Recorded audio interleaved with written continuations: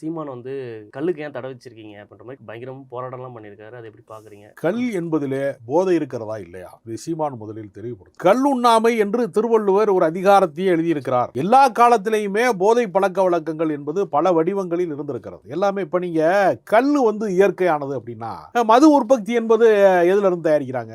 பழச்சாறுல இருந்து தான், பல பக்குவங்கள்ல தான் வடித்து தான் அது பண்றாங்க. பேரிச்சம்பழம், பழைய பழங்கள் எல்லாத்தையும் இது பண்ணி தான் செய்யறாங்க. அது இயற்கை கிடையாதா? சாராய ஆலைக்கு அனுமதி இருக்கும்போது ஏன் இதுக்கு அனுமதி இல்ல அப்படின்ற மாதிரி கேட்குறாரு. இதுல என்ன ரெண்டுக்கான சிக்கல் எங்க இருக்குன்னா, ம். ஒருவேளை கல்லுக்கு அனுமதி கொடுக்குறாங்கன்னு வச்சுக்கோங்களேன், பனைமரம் வச்சிருக்கிறவங்க தனித்தனியா கிராமங்கள்ல இருக்கிறவங்க வந்து ஒரே இடத்துல இருப்பாங்களா? பல்வேறு இடங்கள் இருப்பாங்க. இப்ப நீங்க அதற்கான அனுமதி பெற்று அவங்க செய்யறாங்க அப்படின்னே வச்சுக்கிட்டோம்னாலும், லோக்கல்ல அங்கங்கே காய்ச்சி வாங்கிலாம் காய்ச்ச மாட்டாங்களா? எல்லா வீட்லயுமே கஞ்சி காய்ச்சுறாங்க, சோறாக்குறாங்கன்ற மாதிரி கல்ல ஆரம்பிச்சிட்டாங்கன்னு வச்சுக்கோங்க. கல் இறக்குறதுங்கிறது கிராமங்கள்ல பனைமரம் வச்சிருக்கிறவன் எல்லாருக்குமே இறக்க ஆரம்பிச்சிட்டான் அப்படின்னு ஒரு நிலைமை வந்துருச்சுன்னா, நீங்க அது மூலமாக ஏற்படக்கூடிய விளைவுகளை எப்படி கண்ட்ரோல் பண்றது?